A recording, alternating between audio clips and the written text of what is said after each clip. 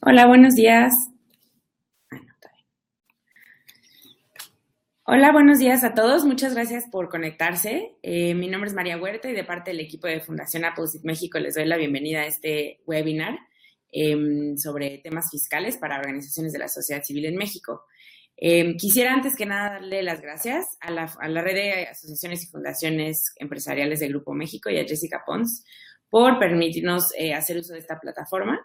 Y bueno, pues también quisiera de una vez presentar a nuestras ponentes el día de hoy. Estamos desde el despacho Baker McKenzie y el día de hoy nos van a estar orientando en el tema fiscal Lisette Telles de la Vega, que es asociada senior del grupo de práctica fiscal de Baker McKenzie en la Ciudad de México. Cuenta con 10 años de experiencia en materia fiscal. Es abogada por la Escuela Libre de Derecho y maestra por Northwestern University en Chicago y el Instituto de Empresa de Madrid. Lisette se enfoca principalmente en planeación fiscal internacional, banca privada, planeación patrimonial, asesoría fiscal para transacciones transfronterizas y organizaciones sin fines de lucro. También va a estar con nosotros Regina Ochoa Reyes, quien es parte de la asesoría fiscal de Baker McKenzie. Desde hace un año se especializa en materia fiscal. Ella es estudiante de la carrera de Derecho en la Universidad Iberoamericana y cuenta con un diplomado impartido por Whittier Law School de California enfocado en el sistema legal americano. Desde 2014, ella es directora de Fundación Zapatos al Aire AC y con esta experiencia de haber iniciado una asociación civil, también nos va a poder orientar en este mundo de temas fiscales.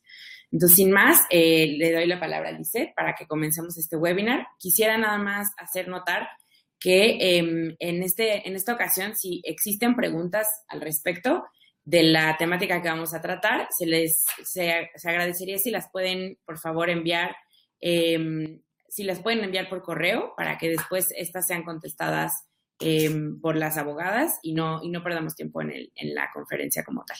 Gracias.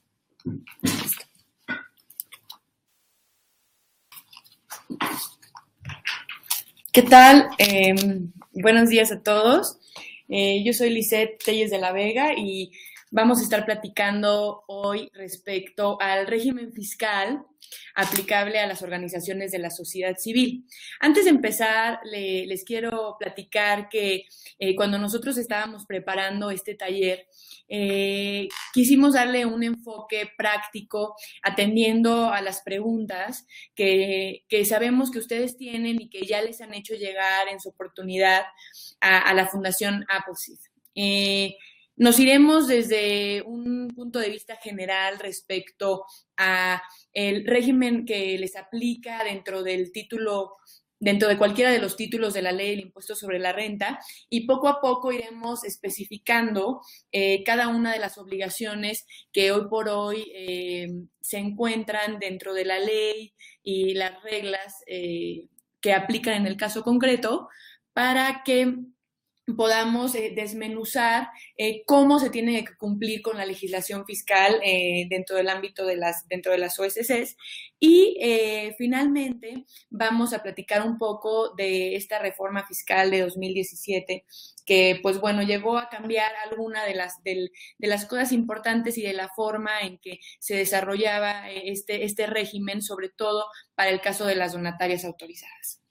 Sin mayor preámbulo, pues quisiera comenzar platicando sobre las organizaciones de la sociedad civil. Bueno, las organizaciones de la sociedad civil, quisimos ponerles aquí un pequeño concepto jurídico, pues son personas morales de derecho privado que cumplen con las características de la ley de la materia en relación con su objeto. ¿Cuál es la ley de la materia? La ley de la materia es la ley de fomento a las organizaciones de la sociedad civil, tanto federal como local, y que les obliga a tener un registro para que puedan ser consideradas como tales, que en este caso es la clave única de inscripción al Registro Federal de las Organizaciones de la Sociedad Civil. Entonces, si tú eres ¿qué tipo de organización eres? Porque esto es una pregunta un poquito más fina. Es que yo soy una AC, yo soy una SC, no, yo soy una IAP. ¿Eso quiere decir que soy una OSC? Eso es algo que es confuso, porque cuando varias personas se reúnen con un fin común y con la intención de ayudar o de aportar alguna causa, se les presenta esta pregunta de, oye, me incorporo como una AC, me incorporo como una SC. Y para esto quería yo comentarles un poquito de las diferencias esenciales entre una AC y una SC. Como ustedes saben, una AC, una asociación civil, es una persona moral también de derecho privado, y la diferencia esencial con la sociedad civil es que la sociedad civil tiene un fin preponderantemente económico versus una AC que no tiene este fin preponderantemente económico. Si hablamos, por ejemplo, de una IAP, esto ya tiene un contexto totalmente diferente y, bueno, se refieren a estas organizaciones que se constituyen de acuerdo a la Ley de Instituciones de Asistencia Privada, con los objetos que ahí se señalan, y que reciben un registro de autorización o reconocimiento de la Junta de Asistencia Privada. Una vez que ya se reunieron las personas con este fin común, deciden si van a hacer una AC, una SC o otro tipo de organización, nos preguntamos, oye, y yo ya me reuní, ¿cómo voy a tributar? Soy una persona moral, correcto, pero dentro de la Ley de Impuestos sobre la Renta identifiqué que existen 2 títulos aplicables a las personas morales. Tenemos el régimen general aplicable a las personas morales, que se encuentra en el título 2 de la Ley del Impuesto sobre la Renta, y tenemos el régimen especial aplicable a las personas morales con fines no lucrativos, que se encuentra dentro del título 3. Entonces, ¿cómo voy a tributar? Para contestar esta pregunta, lo que nosotros tenemos que revisar es, ¿estoy realizando alguna de las actividades que se encuentran listadas en el artículo 79 de la Ley del Impuesto sobre la Renta, de la cual vamos a platicar a continuación? Si la respuesta es sí, entonces mi actividad se encuadra dentro del título 3 de la Ley de Impuestos sobre la Renta. Y si la respuesta es no, pues entonces, como soy una persona moral mexicana, tendré que tributar conforme al título 2. Nosotros entendemos que las organizaciones de la sociedad civil, al momento de constituirse como tales, y en línea con lo que platicamos hace un momento de el objeto o los objetos o fines que señala la ley de la materia, coinciden con el listado que se encuentra dentro del artículo 79. Entonces, en principio podemos decir que cuando abramos este artículo nos deberíamos de encontrar ahí. Es por eso que este constituye como el primer test a resolver antes de saber cuál es el régimen fiscal que nos aplica. Oye, pero ¿y las donatarias autorizadas y las donaciones? Ok, las donatarias autorizadas se encuentran dentro de este título 3. El título 3 no es únicamente aplicable a las donatarias autorizadas, sino que también es aplicable a las donatarias autorizadas y regula específicamente a las donatarias autorizadas por un lado y a las personas morales con fines no lucrativos, podríamos decir en general, dentro de las disposiciones que ahí se señalan. Ahora Regina les va a explicar un poquito de este listado que aparece en el artículo 79 de la Ley del Impuesto sobre la Renta. Hola, buenos días. Así como estaba comentando Liz, yo les voy a explicar qué organizaciones de la sociedad civil pueden ser consideradas como personas morales con fines no lucrativos. Así como lo mencionó ella, estas personas morales están incluidas en el listado del artículo 79 de la Ley del Impuesto sobre la Renta y son instituciones de asistencia o beneficencia, asociaciones deportivas que están reconocidas por la Comisión Nacional del Deporte, asociaciones religiosas, iglesias, demás, asociaciones patronales, sindicatos de obreros, cámaras de comercio e industria, todas incluidas en el artículo 79, sociedades cooperativas de consumo, instituciones o sociedades civiles que administren fondos o cajas de ahorro, asociaciones de padres de familia, asociaciones civiles de colonos o las que administren inmuebles de condominio, agrupaciones agrícolas, ganaderas, pesqueras o silvícolas y los organismos que las reúnan, asociaciones civiles y sociedades de responsabilidad limitada que se enfoquen al interés público, sociedades de gestión colectiva constituidas conforme a la Ley Federal de Derechos de Autor, asociaciones o sociedades civiles que otorguen becas a estudiantes, sociedades y asociaciones civiles dedicadas a la investigación o preservación de la flora o fauna silvestre, reproducción de especies en peligro de extinción y conservación de su hábitat, la federación, los estados, los municipios y las instituciones que estén obligadas a entregar al gobierno federal el importe íntegro de su remanente de operación y finalmente las donatarias autorizadas. Esta lista que les acabo de leer es más bien una lista resumida de todas las fracciones que vienen incluidas en el artículo 79 de la Ley del Impuesto sobre la Renta. Más adelante ya les explicaremos qué actividades, más en específico, son las que estas sociedades y asociaciones llevan a cabo para poder ser consideradas dentro del título tercero de la Ley del Impuesto sobre la Renta. Las obligaciones de las personas morales con fines no lucrativos se dividen en diferentes secciones. La primera es inscribirse en el Registro Federal de Contribuyentes, expedir comprobantes fiscales, llevar la contabilidad como lo establece el Código Fiscal de la Federación, presentar declaraciones mensuales y declaraciones informativas, mantener actualizados los datos en el RFC y cumplir con otras obligaciones fiscales, que ahorita les voy a explicar muy bien. Inscribirse en el Registro Federal de Contribuyentes puede ser ya sea presencial o en línea y no conlleva un proceso muy complicado, es simplemente llevar toda la información de la persona moral para que se pueda inscribir ante el SAT. La segunda obligación, que es expedir comprobantes fiscales, se creó a partir del 1 de abril del 2014 y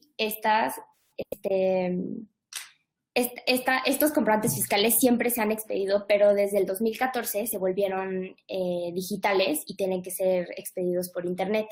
Y estos son los que acreditan ya sea las ventas que las personas morales llevan a cabo o los servicios que presten, ya sea de cualquier tipo de servicio, prestaciones de servicio o otorgamiento del uso o goce temporal de bienes. Para poder expedir estos comprobantes fiscales digitales por Internet, se tiene que contar con una firma electrónica avanzada, que es la FIEL, que esta se puede tramitar ante el SAT. Ellos son los que te la tienen que tramitar. También se tiene que tramitar al menos un certificado de sello digital y contar con un sistema informático para la generación de facturas, el cual se puede solicitar adquirirlo, arrendarlo ante un tercero. Y finalmente, estas facturas digitales se tienen que enviar a validar al proveedor autorizado de la certificación del sello digital. La tercera obligación es llevar la contabilidad de la sociedad o de la persona moral.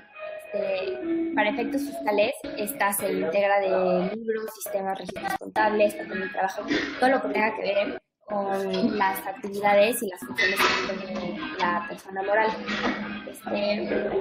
Esta obligación de enviar las balanzas de comprobación del catálogo se dio y se comenzó a partir del 1 de enero de 2016. La siguiente obligación es presentar declaraciones mensuales. Y por regla general, una persona que se rige bajo el título tercero de la Ley del Impuesto sobre la Renta no es contribuyente de impuestos y nada más retiene las cantidades a cargo de terceros, pero hay excepciones en las cuales las personas morales sí tienen que presentar declaraciones.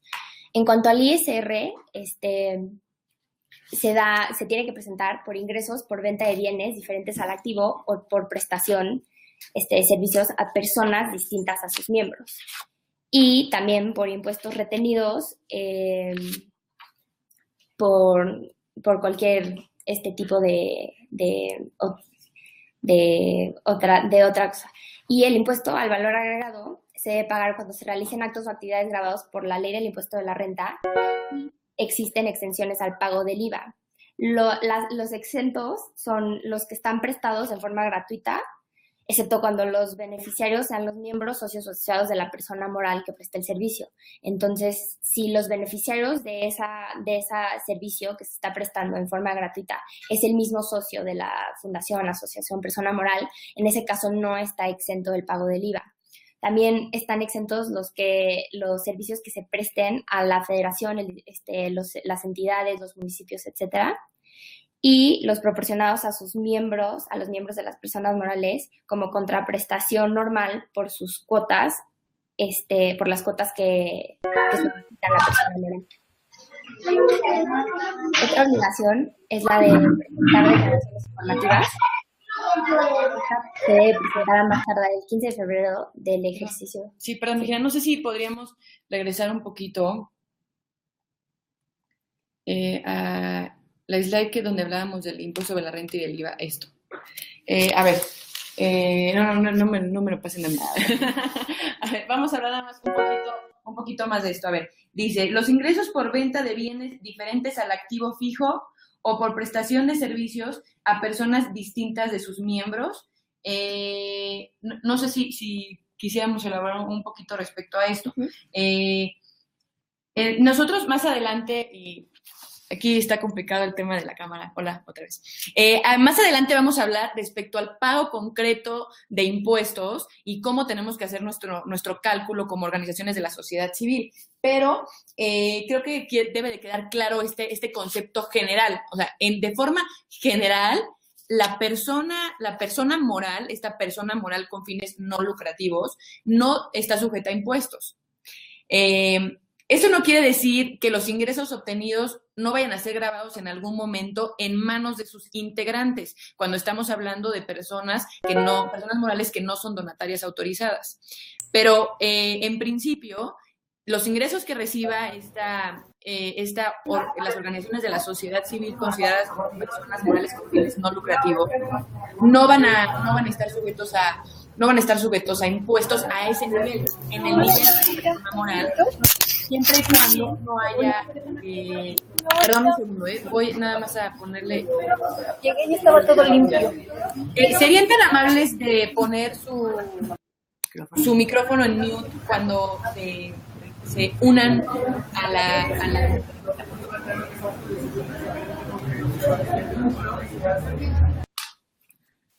Ay, ya se pusieron en mute. ¿Nos escuchan bien ahorita? Perfecto, entonces continuamos. Entonces decíamos, las personas morales con fines no lucrativos en general no se encuentran obligadas a pagar impuestos sobre los ingresos que reciban. Oye, pero ¿qué ingresos estoy recibiendo? Y aquí es donde la ley es puntual y nos dice, ya vamos a hablar un poquito más adelante, que si tú tienes ingresos por la venta de bienes de activo fijo o prestas servicios a personas distintas de tus miembros, en caso de que exceda más del 5% de tus ingresos totales, vas a tener que pagar impuestos sobre esto. No se preocupen, vamos a entrar a la dinámica tal cual. A ver, ahí le podrías dar está platicando. De coco y de Natalia Alvarado creo que es, o a ver quién es. No sé por qué están... ¿Pueden, por favor, poner mute en todos sus micrófonos? Muchísimas gracias. No le hagas caso al chat ahorita. Perfecto. Continuemos. Entonces, más adelante vamos a hablar del pago concreto de impuestos, pero esta es la idea general que deben de tener. Tengo que pagar impuestos sobre todos los ingresos que recibo. ¿Me doy de alta entonces como título 2, persona moral que recibe ingresos y le resta sus deducciones y sobre la utilidad paga un impuesto? No. ¿Por qué? Porque yo soy una de las personas morales que se encuadra dentro de la lista establecida en el artículo 79 y por lo tanto tengo derecho a tributar conforme a este título, ¿ok? Respecto al tema del IVA, no sé si valdría la pena aclarar cuáles son las actividades que están grabadas por el impuesto del valor agregado. Bueno, aquí nos hace favor de comentar Regina, oye, este impuesto se debe pagar cuando se realicen actos o actividades grabados por la ley del impuesto al valor agregado. Y ya que me solicitaron una explicación un poquito más a fondo del IVA, si quieren les platico un poquito de la mecánica del IVA. El IVA es un impuesto indirecto, a diferencia del impuesto sobre la renta. ¿Qué quiere decir que es un impuesto indirecto? Que el contribuyente del impuesto es la persona que lleva a cabo las actividades. ¿Cuáles actividades? Las actividades grabadas por la ley del impuesto al valor agregado, que son la enajenación de bienes, la prestación de servicios independientes, el otorgamiento del uso o goce temporal de bienes y la importación de bienes y servicios. Estas actividades que están listadas en el artículo 1 de la Ley del Impuesto al Valor Agregado generan la obligación de pagar el IVA. La obligación de pagar el IVA recae en la persona que lleva a cabo estas actividades, pero como es un impuesto indirecto, se traslada al receptor del bien o el servicio. Entonces, se traslada a la persona que recibe estos servicios o que recibe el bien, se le traslada, se le cobra la tasa del 16% y entonces la persona que llevó a cabo este servicio es la que tiene que enterar al fisco el impuesto al valor agregado correspondiente. Espero que esto haya quedado más claro. Regresamos en un minuto para el tema ya concreto del pago de los impuestos. Continuamos con Regina. Gracias, Luis. Bueno, estábamos ya en la siguiente slide y estábamos hablando ya de la siguiente obligación de presentar declaraciones informativas.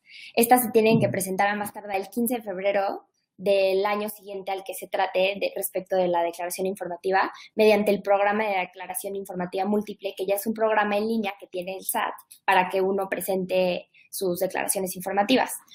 El listado que está en el PowerPoint son algunas de las declaraciones informativas que se tienen que presentar, como de las personas a las que hayas entregado cantidades en efectivo por subsidio para el empleo durante el ejercicio anterior, de las personas a las que hayas efectuado pagos por sueldos y salarios, de los residentes en el extranjero a que les hubieras efectuado pagos, de las demás personas a quienes les hubieras efectuado retenciones del impuesto sobre la renta y, en su caso, del impuesto al valor agregado durante el ejercicio anterior. Otra es de las personas a las que les hubieras otorgado donativos en el año calendario anterior, o sea, el año pasado, deducibles del impuesto sobre la renta y de las inversiones que hayas realizado o que mantengas durante el ejercicio anterior en territorios con regímenes fiscales preferentes.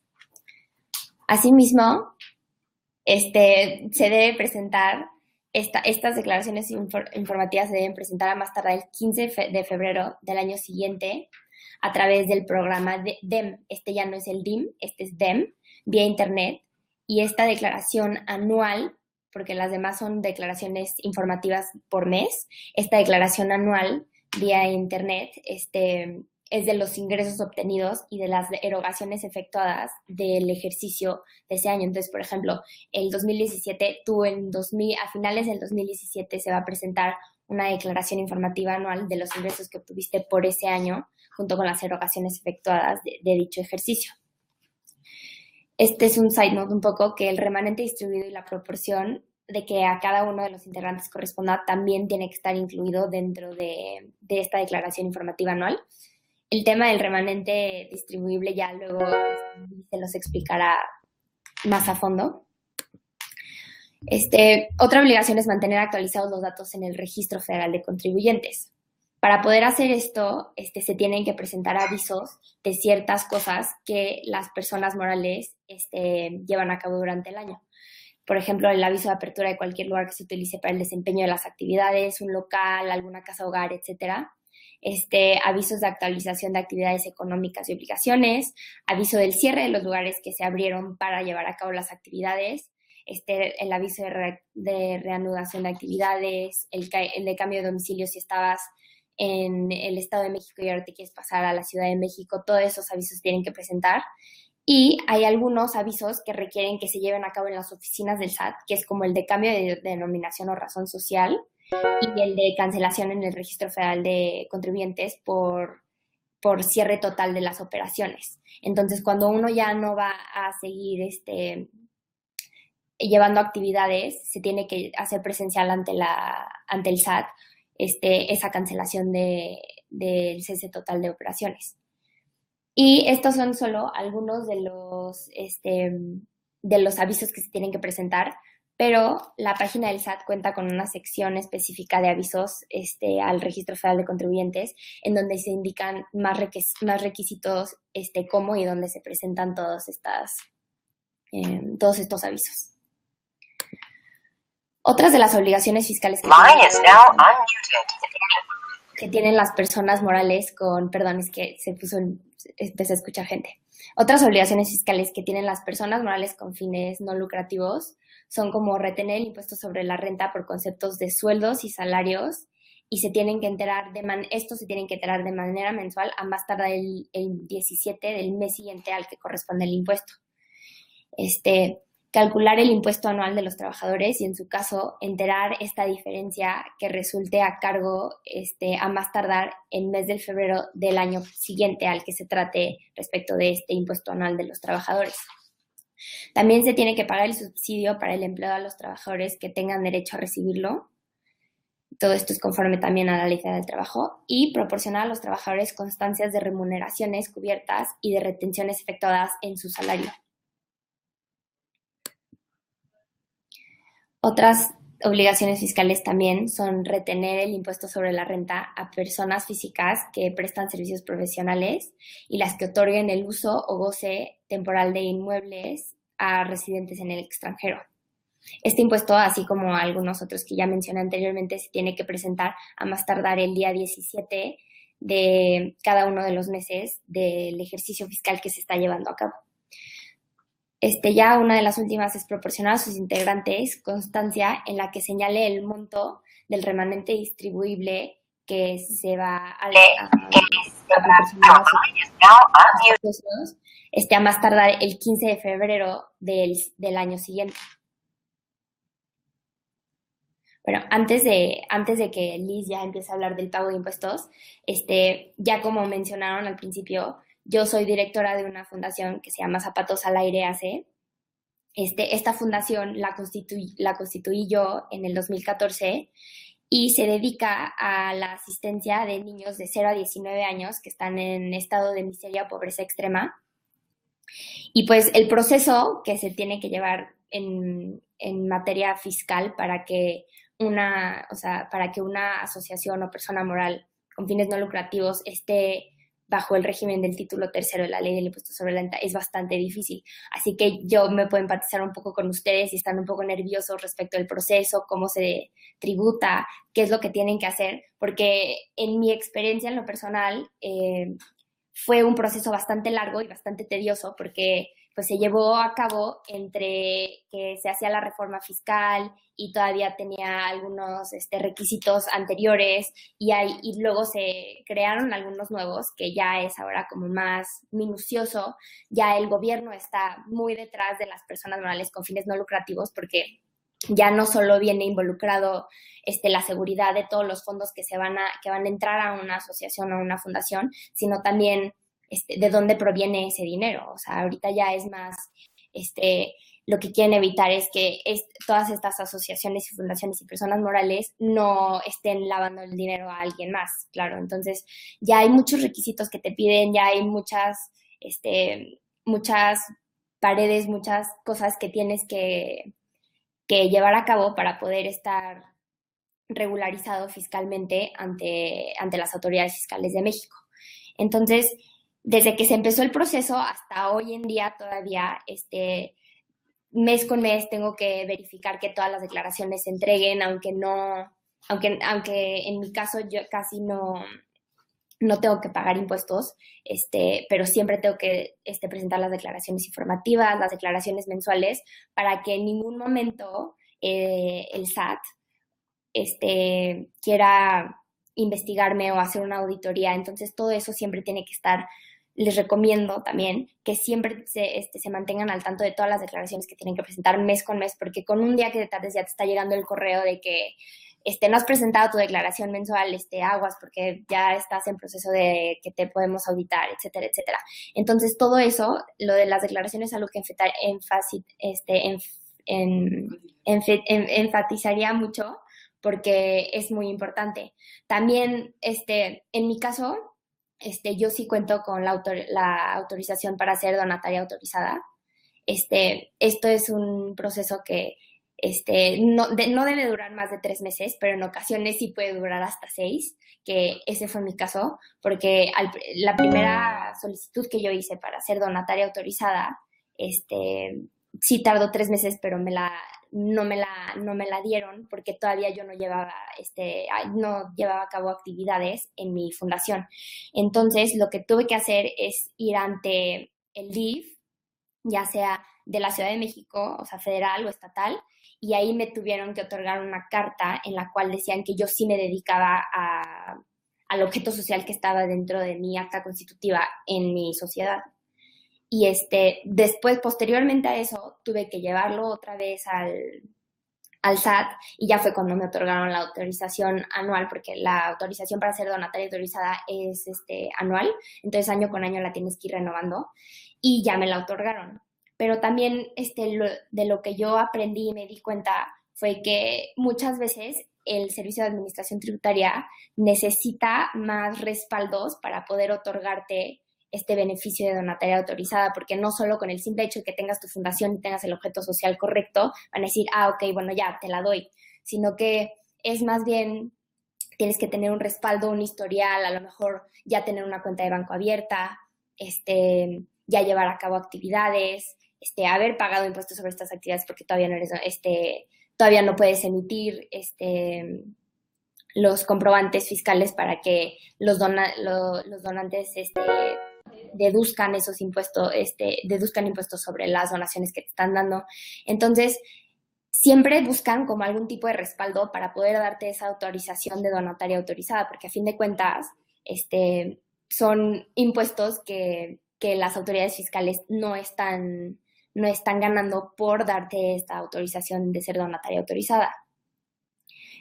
Otro tema que también fue, o sea, que es un poco complicado, es que para poder tener una cuenta de banco y para poder estar como donataria autorizada, como que todo va conectado, entonces tienes que ser muy, muy estricto en cuanto a tu procedimiento y a tu proceso para una persona moral con fines no lucrativos para poder encuadrar dentro del título tercero de la ley del impuesto sobre la renta, porque si no, te pueden atorar en algún momento y entonces tu proceso se retrasa más y entonces no estás haciendo lo que a fin de cuentas quieres, que es ayudar ya sea a tu país, a las personas, a la educación, al sistema deportivo, etcétera, etcétera. Entonces, siempre hay que mantener una muy buena organización respecto de eso, contar con ayuda para poder llevar a cabo y poder tener todos tus papeles en cuanto al tema fiscal en orden.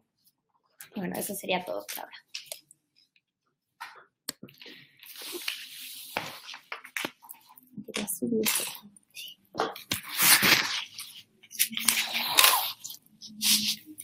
Hola otra vez. Vamos a platicar ahora yo que del tema más espinoso, o del tema del que tenemos nosotros más dudas, porque la ley es compleja y su aplicación a veces, más bien su redacción parecería que está específicamente encaminada a no entender. Entonces, tratamos de ser muy claros en esta presentación para decirles cuándo tengo que pagar impuestos si yo soy una persona moral con fines no lucrativos y no soy donataria autorizada. Ya entraremos más tarde al tema de donatarias autorizadas, pero quiero hacer énfasis en este caso porque ya me comentaron dentro de la Fundación Appleseed que esto pues es una duda de todos los días que tienen las organizaciones de la sociedad civil, ante la cual normalmente prefieren arroparse en el título 2 y pagar impuestos sobre todo en vez de enfocarse al tema de personas morales con fines no lucrativos por la complejidad que podría significar en algún momento. Bueno, como lo mencionamos en este slide, las personas morales con fines no lucrativos deben de pagar impuestos cuando los ingresos que ahorita vamos a mencionar excedan del 5% de sus ingresos totales, cuando enajenen bienes distintos a su activo fijo y cuando presten servicios a personas distintas de sus miembros o socios. En este caso, se deberá de calcular el impuesto correspondiente y se deberá de pagar a la tasa del 30% a más tardar en el mes de febrero de cada año. Como antecedente me gustaría comentarles que dentro de la ley del impuesto sobre la renta hay diferentes tasas. Como ustedes saben, la tasa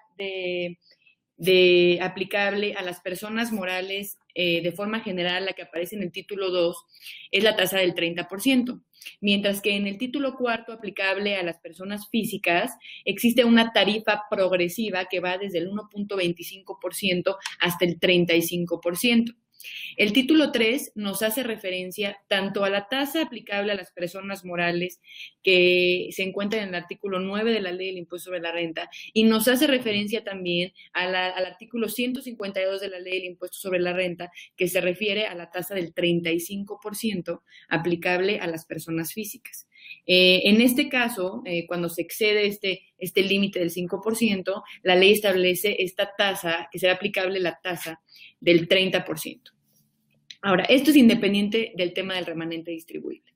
El remanente distribuible se debe de calcular año con año y se debe de calcular de acuerdo al título que corresponda a la mayoría de los integrantes de la organización correspondiente.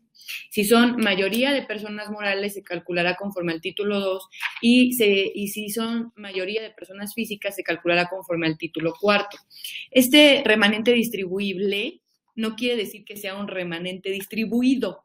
¿Qué quiere decir? ¿Cuál es la diferencia? Que el remanente distribuible se calcula, mas no se deberá repartir entre los integrantes, y cuando haya esta distribución a los integrantes, será grabado en sus manos. Es decir, las personas físicas y las personas morales que reciban el remanente distribuible lo deben de considerar como un ingreso acumulable en términos del título que les aplica. Y sumará sus demás ingresos y probablemente se le podrán aplicar ciertas deducciones y al final formarán parte de los impuestos totales que pagan durante el ejercicio correspondiente. Esta constituye una de las diferencias principales entre no donatarias y donatarias, porque como ustedes saben, las donatarias no pueden hacer esta distribución. Y ahora vamos a un tema que pues bueno, a mí me gusta mucho porque es una disposición que la autoridad incluyó a la mitad del título 3 al final de un artículo y dijo, por cierto, si tienes este tipo de ingresos, si tú eres una de las organizaciones de la sociedad civil que tienes este tipo de ingresos, lo vamos a considerar como remanente distribuible ficto. ¿Qué quiere decir? Que tú ya que hiciste este cálculo y lo consideramos que ya se dio esta obtención de ingresos, cuando, quiero aclarar que este remanente distribuible ficto aplica tanto a personas que no son donatarias como a las que sí son donatarias. Y te dice la ley, en el caso de que de que tengas registros de los siguientes. 1, importe de las omisiones de ingresos o compras no realizadas o indebidamente registradas, erogaciones que efectúes y que no sean deducibles para las personas físicas y los préstamos que hagan a sus socios o integrantes o a los cónyuges ascendientes o descendientes en línea recta de dichos socios o integrantes. Ahora, en estos casos, ¿qué sucede? Bueno, en estos casos se deberá pagar, o sea, la persona moral con fines no lucrativos, de nuevo en un ámbito de excepción, deberá pagar el impuesto, pero en este caso a la tasa del 35% sobre el importe del remanente distribuible ficto, a más tardar en el mes de febrero del año siguiente, aquel en que se obtuvieron estos ingresos. Me quiero regresar a este slide para ponerles un ejemplo práctico que tuvimos aquí en el despacho, muy interesante. Esto de las erogaciones que efectúen y no sean deducibles para las personas físicas. Como yo les comenté, esto aplica tanto a las donatarias como a las no donatarias. Como ustedes saben, las donatarias autorizadas que quieren ser donatarias de donatarias necesitan tener una autorización especial. Y si no tienes una autorización especial para ser donataria de donatarias, no puedes entregar o distribuir tus ingresos a otra donataria. ¿Por qué? Porque dentro de las auditorías que se están realizando actualmente, la autoridad fiscal señala que como no tienes esta segunda autorización para ser donataria de donatarias y para las personas físicas existe el límite del 7% el límite del 7% de sus ingresos totales. Tienen la limitante de hacer donaciones hasta el 7% de sus ingresos totales. En este caso, la autoridad fiscal consideró que como no tenías la autorización de donataria de donatarias, te aplicaba el límite del 7% y sobre el excedente de ese 7%, todo debía haber sido considerado como remanente distribuible ficto. Entonces, debemos tener mucho cuidado con este concepto ahora en este ambiente de auditorías en el que estamos viviendo, porque de estos 3 conceptos es que la autoridad se está agarrando para determinar impuestos no pagados por las personas morales con fines no lucrativos. Ahora ya vamos a entrar a este tema favorito de Regina, que es donatarias autorizadas, y después volveré con ustedes. Y hola de nuevo. Entonces, ya como les había comentado, las donatarias autorizadas son personas morales con fines no lucrativos que cuentan o tienen una carga de obligaciones y beneficios distintos a una persona moral con fines no lucrativos que no cuenta con este carácter de donataria autorizada.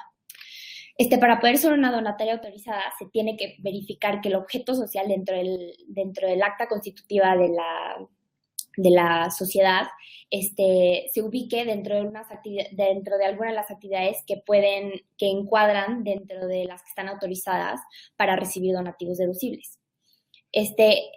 Para poder ser una donataria autorizada ante el SAT, tienes que recibir una autorización por parte de ellos, y este trámite de autorización es el que, es gratuito, y el tiempo máximo de atención a su solicitud es de 3 meses, es el periodo que yo les comenté hace un ratito, que a veces cuando no te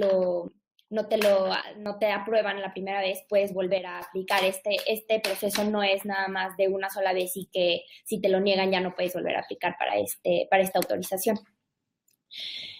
Hablando de los requisitos que se necesitan para ser una donataria autorizada, el primero y el esencial es que tus activos y la totalidad de tus ingresos se destinen exclusivamente a los fines propios del objeto social de la fundación. En caso de que ya esta sociedad se liquide o se cambie de residencia, en la totalidad del patrimonio de las personas morales se tiene que destinar a otra persona moral autorizada para recibir donativos deducibles del impuesto sobre la renta, que es algo, es parecido a lo que estaba mencionando Liz, que se debe de destinar, es como una donación que le vas a dar a otra donataria autorizada.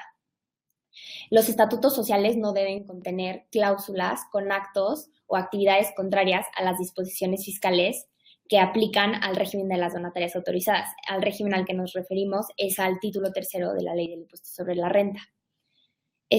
Todas las que quieren ser donatarias autorizadas, deben de presentar un documento mediante el cual se acreditan las actividades que realiza y por las cuales se está solicitando la autorización para ser donataria autorizada.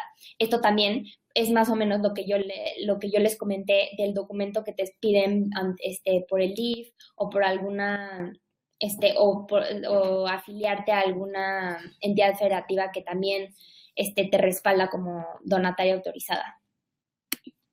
Entonces, esto es lo que les iba a mencionar a continuación, que es la afiliación a instituciones estatales. Esto también puede ser como un respaldo ante el SAT para poder autorizarte ser donataria autorizada, pero en los estados y en las entidades federativas, un requisito esencial para poder afiliarte a estas instituciones es que el objeto social de tu sociedad sea preponderantemente asistencial en apoyo a los que menos tienen, o sea, a los grupos marginados de México, etcétera. En este proceso, lo primero que hacen es que te revisan el acta constitutiva, y conforme a la revisión que tenga esa institución ante el jurídico de la institución, se aprueba o no la afiliación como donataria estatal. En este proceso también se emite un dictamen por medio del área jurídica para posteriormente solicitar el reconocimiento como donataria en una entidad. Las asociaciones que quieren ser donatarias ante el SAT normalmente hacen este proceso anterior a solicitar su afiliación como donataria autorizada a nivel federal ante el SAT. Entonces sirve como un respaldo ante Hacienda, pero también, por ejemplo, yo en mi caso sería un beneficio, un plus para mi fundación, porque yo ya soy donataria autorizada, pero mi afiliación a una institución estatal sería como que me asignaran trabajadores sociales para apoyo a la persona, para apoyo a mi fundación, como para cómo organizar los informes, las declaraciones mensuales, las declaraciones informativas, también me darían asesoría contable y capacitarían a los trabajadores que yo tenga dentro de mi fundación en cuanto a la transparencia, a la procuración de fondos, qué actividades se pueden llevar a cabo en una fundación. Entonces, no solo es como un respaldo ante el SAT, pero también te puede traer varios beneficios, pero no es para nada como la autorización que te da el SAT, porque eso es a nivel federal, sino más bien esta afiliación es solamente que, o sea, te proporciona beneficios, pero no es igual a ser donataria autorizada ante el SAT a nivel federal. Si quieres, Regina, vamos a avanzar y yo regreso ahorita al tema, a esta slide, que es el slide número 20, cuando acabemos esto. Entonces, seguimos con las ventajas. Las actividades. Entonces, ya hablando de las actividades autorizadas para recibir donativos deducibles, son estas únicamente que se enlistan en este slide, que son las asistenciales, las educativas, para las que se destinan a investigación científica o tecnológica, las culturales, ecológicas, preservación de especies en peligro de extinción y las cívicas. Entonces, para explicárselas un poquito más, las asistenciales son aquellas que tienen como beneficios a personas y sectores y regiones de escasos recursos, como lo que les mencionaba anteriormente, que serían como comunidades indígenas y grupos vulnerables, dependiendo ya de la edad, del sexo, de problemas de discapacidades, etcétera. Las educativas, pues, tienen como finalidad la impartición de la enseñanza cuando cuentan con autorizaciones o reconocimientos a nivel federal y todos que tienen que estar en términos de la Ley General de Educación. Aquellas que son de investigación científica o tecnológica, pues bueno, el mismo título explica a qué se tienen que dedicar, que ya tienen que ser investigaciones científicas de tecnología, que de alguna manera u otra van a aportar algo a la sociedad mexicana. Las culturales son aquellas que tienen a cargo la promoción y difusión de la música, de las artes plásticas, de las artes dramáticas, danza, literatura, arquitectura y cinematografía. Entonces, ya sea con apoyo, que dan capacitaciones, etcétera, etcétera.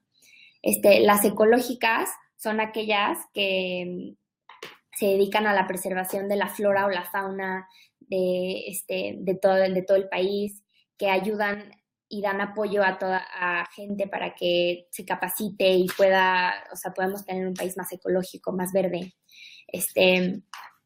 Las de preservación de especies en peligro de extinción también es para cuidar a todas las especies, a los animales, a todo ese sector que está en peligro de extinción dentro del país, con todo lo que tenga que ver con esto, también entra para las autorizadas que pueden recibir donativos deducibles. Y finalmente las cívicas, que están más enfocadas a la promoción de la participación organizada de la población en las acciones que mejoren sus propias condiciones de su subsistencia, ya sea en beneficio de la comunidad o en la promoción de acciones en materia de seguridad ciudadana. Entonces, si alguna fundación se dedica a que en su colonia las calles vayan a estar más seguras o por ejemplo, otra fundación que se dedique a cómo reciclar en la colonia o cómo separar la basura, eso entraría dentro de ecológicas y cívicas. Entonces, aunque son nada más 7 actividades, dentro de este listado encuadran muchas actividades que pueden ir enfocadas no solo a una de estas. Por ejemplo, la que acabo de mencionar es cívica y ecológica. O también, por ejemplo, cuando quieren apoyar a instituciones educativas en cuanto a la enseñanza del teatro, de las artes, de baile, encuadraría dentro de las educativas y las culturales, etcétera. Entonces, no crean que nada más porque son 7 actividades o 7 títulos de las actividades tiene que ser muy específico el objeto a lo que se dedica una sociedad, sino que o sea, el límite es muy grande, o sea, no hay un límite muy bajo para las actividades que pueden realizar estas sociedades. Las ventajas, ahora ya hablando de las ventajas de las donatarias autorizadas, o sea, tanto para las donatarias como para las personas que están dando a estas donatarias. Primero, las ventajas para las donatarias autorizadas son que tributan para efectos fiscales como persona moral con fines no lucrativos, que eso te ayuda bastante porque te da un beneficio fiscal más allá del título 2 de la ley del impuesto sobre la renta. También, como ya lo había mencionado antes, por regla general, no es contribuyente, salvo que recibe ingresos por actividades distintas a los fines para los que fueron autorizados. Entonces, no va a ser contribuyente a menos que los ingresos que lleguen a la sociedad sean por actividades distintas que no están dentro del objeto social de la sociedad. En este caso, o sea, si son ingresos diferentes que se están recaudando, que son por actividades diferentes, si exceden del 10%, estos ingresos se encontrarán grabados a la tasa del 30%.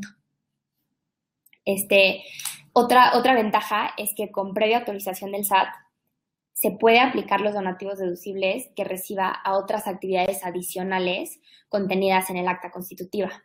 Entonces, no solo a lo mejor en el objeto social, pero tú también estás en tu acta constitutiva diciendo que aparte del objeto social te vas a dedicar también a ayudar a mujeres en estado de pobreza, no solo a menores de edad ni adolescentes. Entonces, esas actividades también pueden, los donativos también que recibas pueden ser deducibles.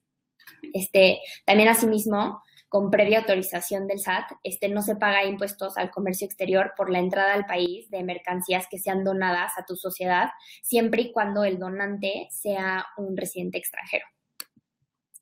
Perdón, Regina, aquí quiero aprovechar antes de que empiece a hablar de este slide para aclarar. Hola, a ver, ¿quién me puso? Ivonne Canet, ¿qué tal? Nada más quisiera hacer una aclaración respecto a lo que mencionas en el chat. Cuando estábamos hablando nosotros de este remanente distribuible ficto, lo que dice la ley es que se considera remanente distribuible ficto aquellas erogaciones que se efectúen y no sean deducibles para las personas físicas. El párrafo cuarto del artículo 171 de la ley del impuesto, 151 de la ley del impuesto sobre la renta, establece que las personas físicas podrán hacer donaciones o considerar el monto total de sus donativos como deducible hasta por una cantidad que no exceda del 7% de los ingresos acumulables que sirvan de base para calcular el impuesto del contribuyente. Esto es interesante porque normalmente se dice, es 7% sobre la utilidad. Ok, 7% sobre la utilidad se refiere al límite que tienen las personas morales del título 2 para deducir los montos que hayan donado, del cual hayan obtenido estos recibos deducibles. Mientras que el 7%, el límite del 7%, aplica en el caso de las personas físicas sobre los ingresos acumulables y es así como el remanente distribuible ficto nos remite al caso de las personas físicas. Habiendo aclarado este punto, procederá Regina.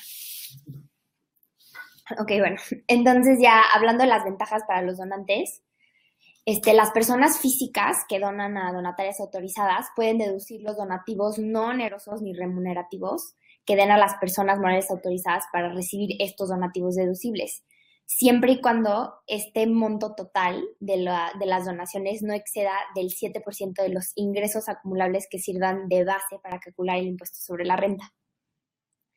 Las personas morales pueden deducir los donativos no onerosos ni remunerativos que den a las personas morales autorizadas igualmente. Entonces, tanto persona física como persona moral puede deducir los donativos que le den a las donatarias autorizadas, también siempre y cuando que no exceda del 7% de la utilidad fiscal obtenida en el ejercicio anterior a aquel en el que se está llevando a cabo la donación. Entonces, si una persona moral me está dando una donación a mí, donataria autorizada, en el 2017, tiene que ser hasta por una cantidad que no excede el 7% de la utilidad fiscal que ellos tuvieron en 2016.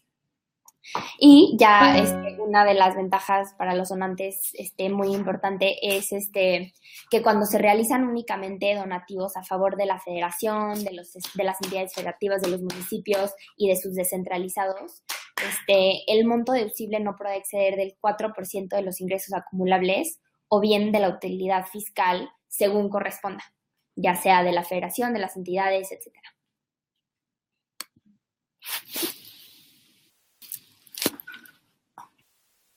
De nuevo les saludo y quiero regresarme a la slide número 20, porque tenía entendido que una de las preguntas recurrentes era, ¿qué es una donación?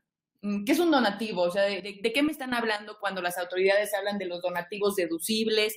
Y bueno, queríamos hacerle esta pequeña aclaración, nada más abrir un paréntesis. La donación es un contrato.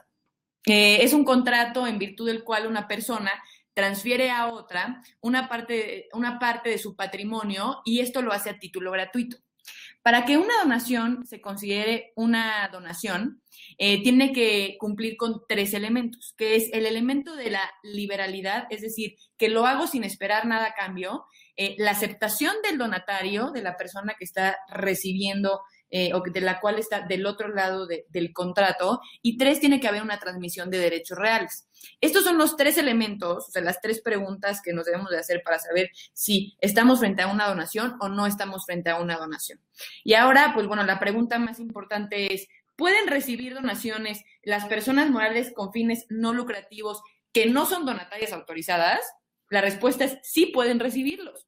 Sí los pueden recibir y los consideran como un ingreso para el momento en el que se hacen los cómputos correspondientes, pero sí los pueden recibir.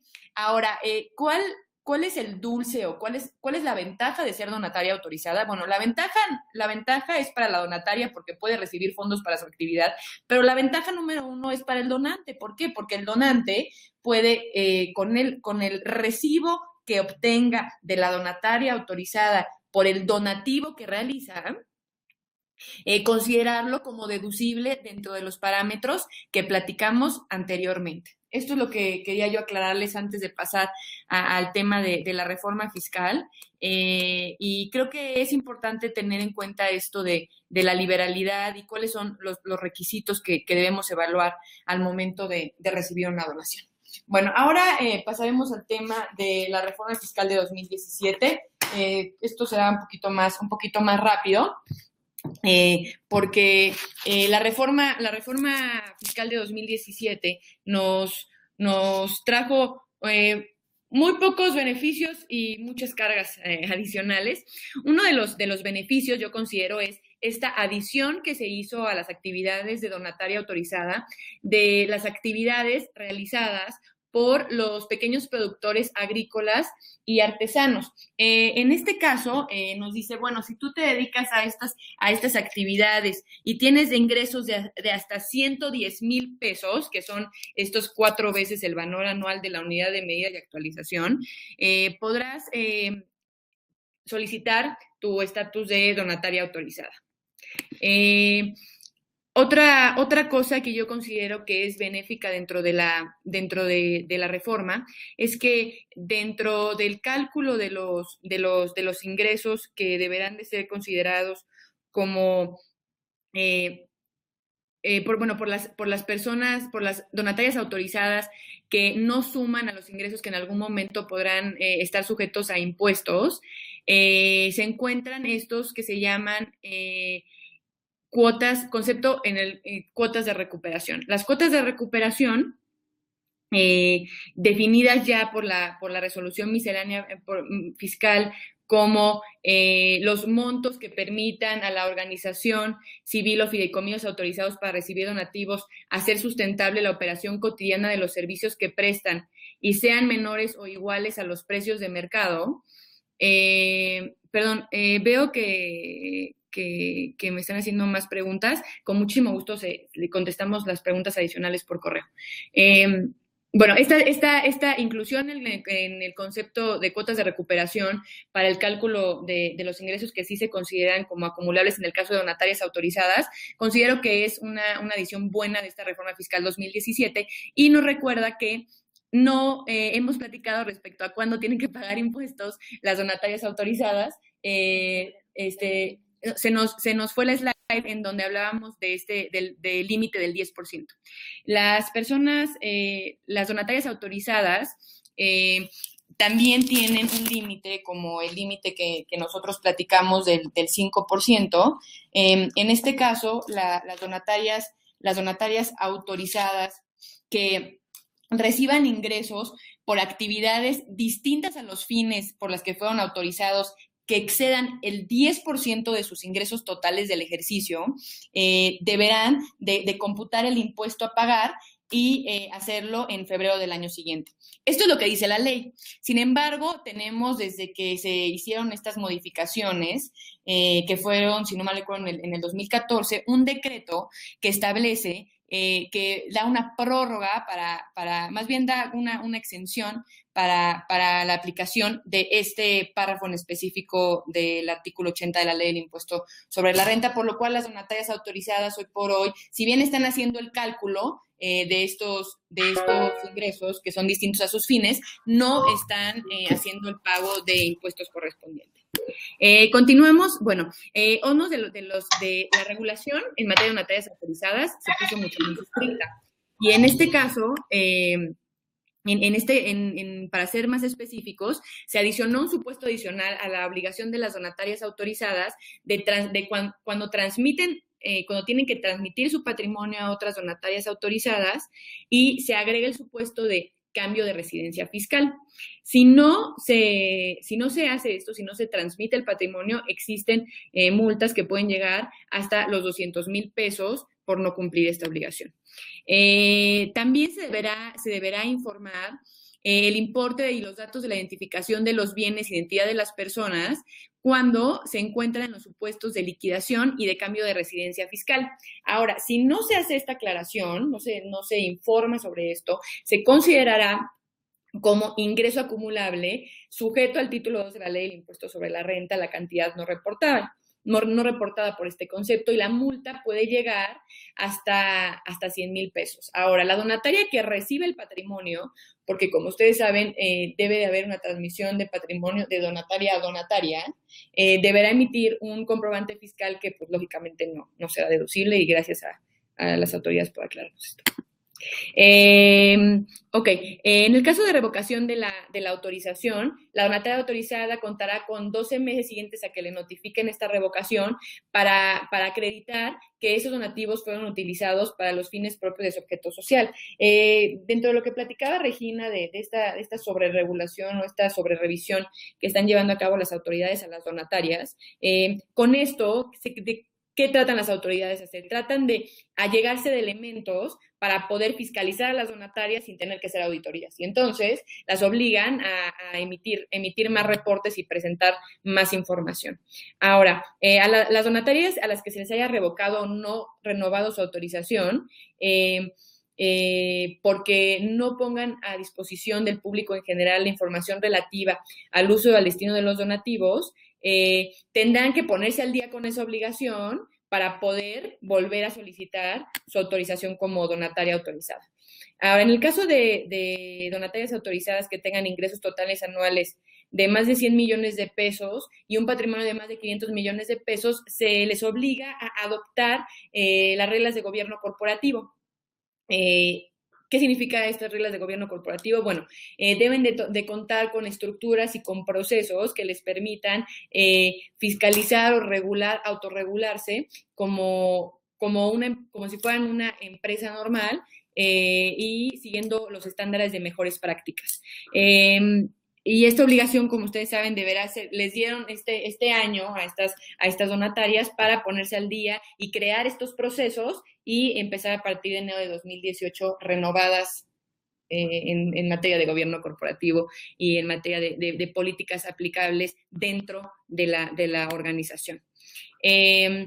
Y bueno, finalmente se introduce como parte de estas medidas, cargas adicionales para las donatarias autorizadas, la necesidad de certificarse en el cumplimiento de las obligaciones fiscales. Esto pues ayudará al SAT a saber quién sí está cumpliendo, por qué está cumpliendo, cómo está cumpliendo, y constituye una carga importante para las donatarias autorizadas, y al final del día esto permitirá, como al parecer es la intención de las autoridades, depurar el sistema y dejar a las que pues tengan todos los recursos, no solo para llevar a cabo su actividad, que al parecer no es lo más importante, sino para cumplir con todas estas obligaciones adicionales.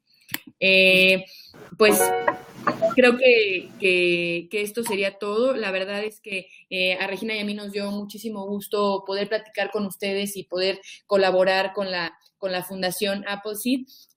Recibiremos todas las dudas que tengan y las contestaremos en su oportunidad por correo electrónico. Aquí les dejamos también nuestros datos. Y pues bueno, muchas gracias por escucharnos. No sé si María ve algo más.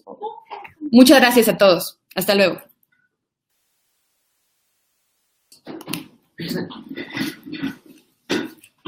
Bueno, pues muchísimas gracias a todos los asistentes. Lo que vamos a hacer con todas las preguntas que nos hicieron, las vamos a vaciar y se las vamos a entregar a las abogadas que nos apoyaron en este webinar. Ellas nos harán el favor de contestar las preguntas y se las podremos mandar por correo electrónico. Desafortunadamente tienen el tiempo un poco cortito, pero bueno, estamos súper agradecidos por su apoyo. Y bueno, pues de nuevo, muchas gracias a todos por asistir y estaremos en contacto. Gracias.